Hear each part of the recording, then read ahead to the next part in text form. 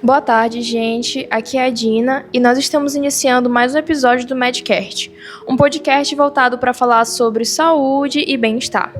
E hoje nós estaremos falando um pouco sobre hipertensão arterial, a famosa pressão alta na linguagem popular.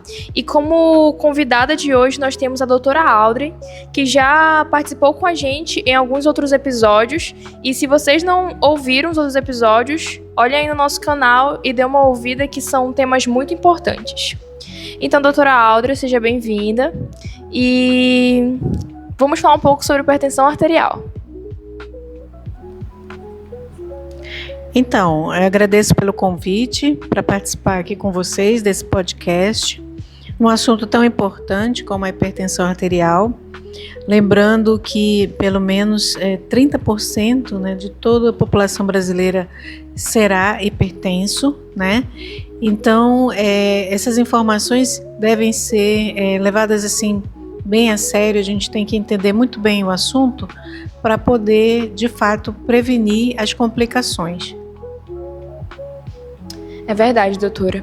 Então, para iniciar, eu gostaria que a senhora falasse um pouco para a gente o que é a hipertensão arterial, de uma maneira bem simples para quem está nos escutando entender.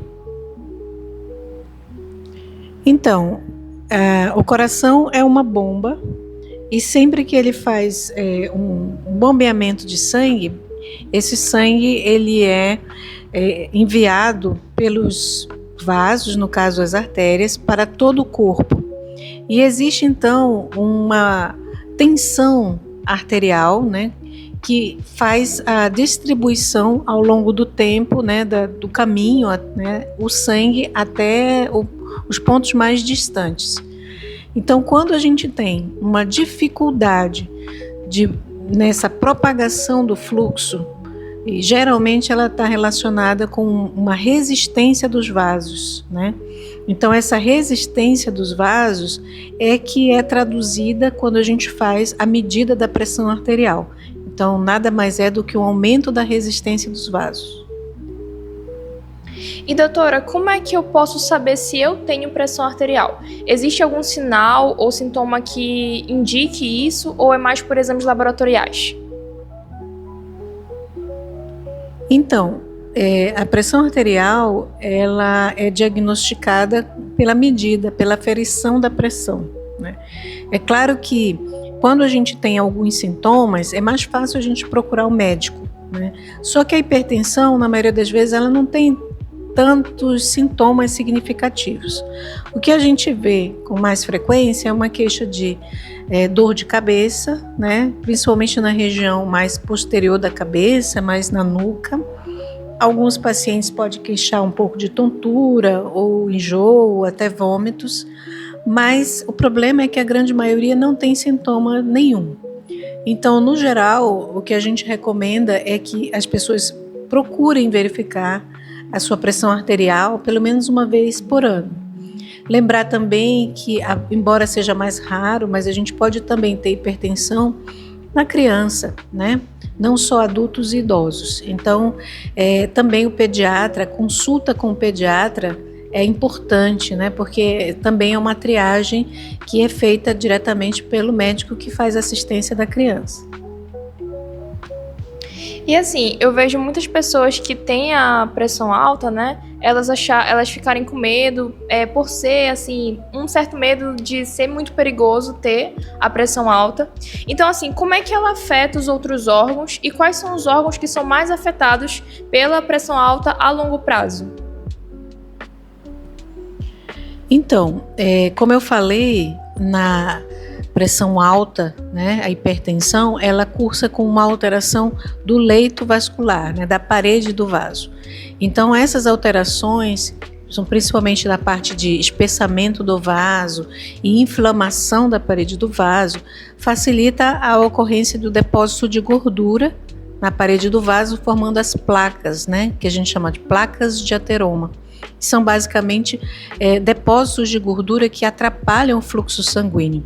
Então, é muito comum quando a gente tem um paciente que teve um AVC, que é o acidente vascular cerebral, ou um paciente que teve um infarto agudo do miocárdio, IAM, a gente descobrir que aquele paciente é hipertenso.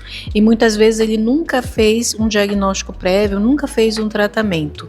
Então, no geral, os órgãos principalmente afetados pela pressão são esses que a gente acabou de citar: o cérebro, né, o próprio coração, porque a gente sabe que as pessoas evoluem com o aumento do tamanho do coração por causa da pressão. Mas não apenas isso, ela também facilita a ocorrência do infarto do coração, né? Por isso daí a importância. Além disso, ela afeta muito a parte renal, né? O rim precisa filtrar, então são vasos muito delicados no rim.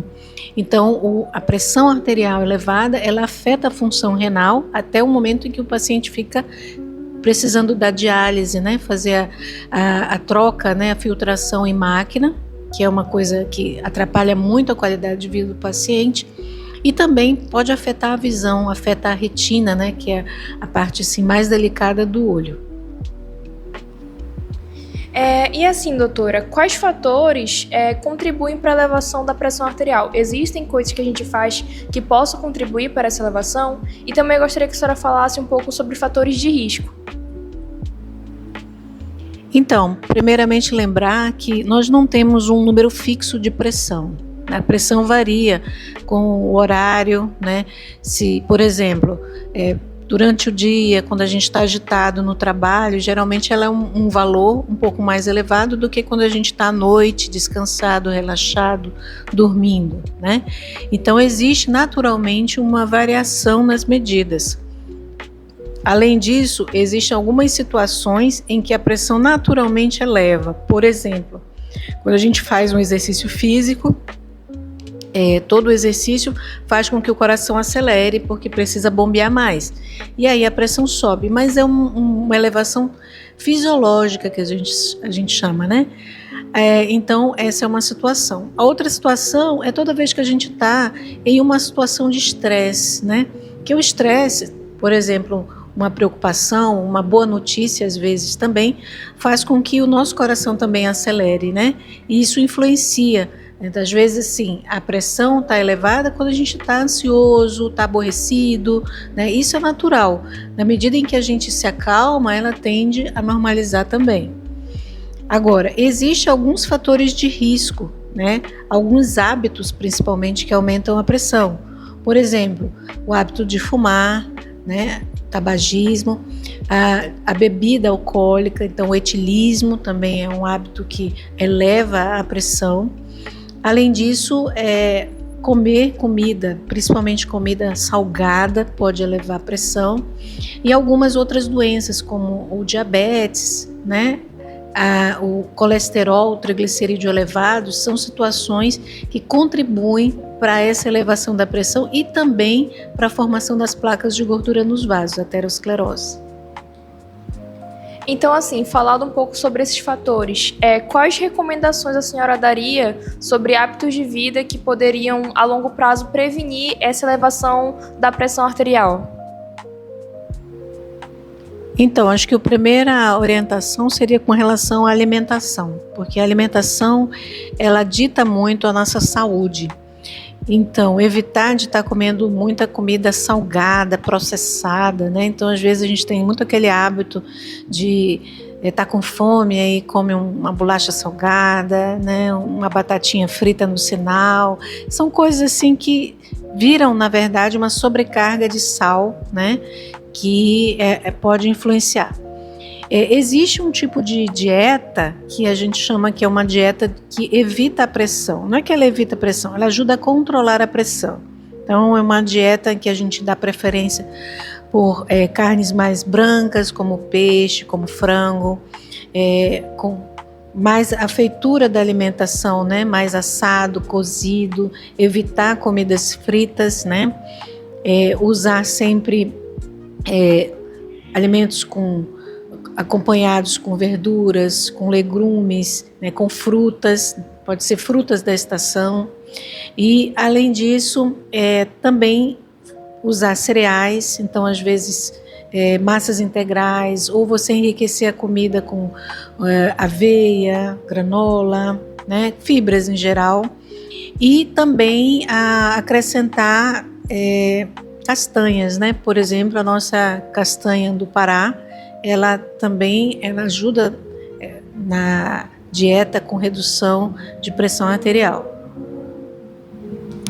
Então, assim, doutora, no geral, o que a senhora orientaria para quem está nos ouvindo sobre como manejar a pressão arterial, como diagnosticar, quais seriam as orientações para que essa pessoa possa ter uma pressão dentro da naturalidade?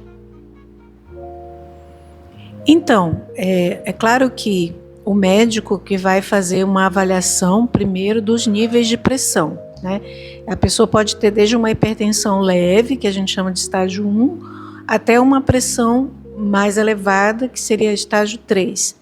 E às vezes a gente tem uma pressão que é muito comum na pessoa de idade, que só a pressão máxima, né? Porque a gente tem a máxima e a mínima.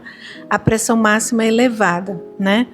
Então, para cada caso, o médico assistente ele vai dar as orientações. Por quê? Porque existem orientações que são de mudança de estilo de vida, né? E existem orientações que são relacionadas ao uso de medicamentos. Então, nem todos tomarão medicamento, né? Alguns, no estágio muito inicial da pressão, o médico vai principalmente recomendar uma dieta adequada, começar a fazer atividade física, perder peso, né? Parar de fumar, parar de beber, né? As orientações que o médico dá, elas podem ter um impacto muito grande na pressão, pode fazer a diferença entre a pessoa usar medicamento ou não. Mas, apesar daquele que já toma medicação, a gente não pode pensar assim, eu tomo a medicação e posso fazer da vida o que eu quiser. Isso aí não vai dar certo. Sempre que você faz a medicação, você também tem que levar em consideração a mudança de estilo de vida. Então, é uma pessoa que precisa regularmente, além de tomar o remédio diariamente, precisa fazer atividade física pelo menos 3 vezes na semana, né?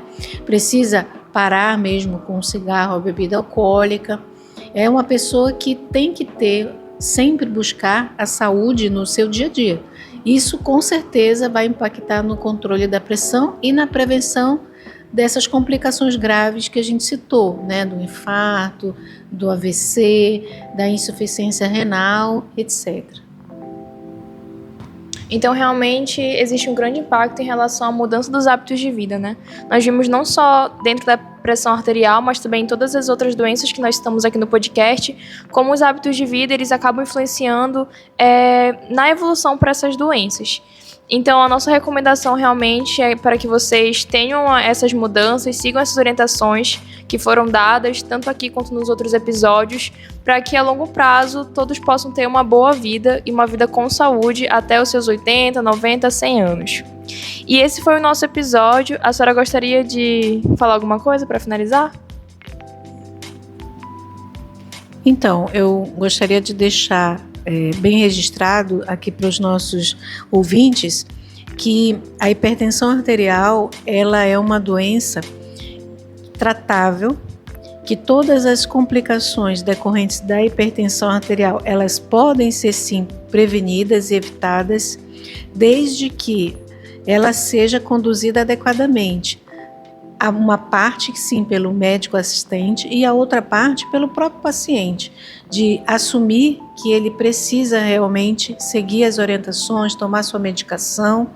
Ele pode viver tranquilamente até quanto for possível, né? Nossa expectativa de vida agora é 76 anos de idade, mas chegar lá nos 76 pleno, né? Sem ser numa situação de uma sequela grave, neurológica, né? Ou um coração que não bombeia bem, tomando aí uns 8 medicamentos diários. Não é necessário nada disso, desde que ela tenha um diagnóstico precoce e com isso uma adesão também à terapêutica, né? Que é a orientação médica e medicamentosa. Então, doutora, muito obrigada por ter aceitado participar com a gente de mais esse episódio. Eu agradeço a todos vocês que ouviram até aqui. E se vocês não ouviram os outros episódios, dê uma olhada aí no YouTube, dê uma ouvida, que são recomendações muito preciosas. Aqui fica o meu forte abraço para vocês e aguardem pelos próximos episódios. Muito obrigada!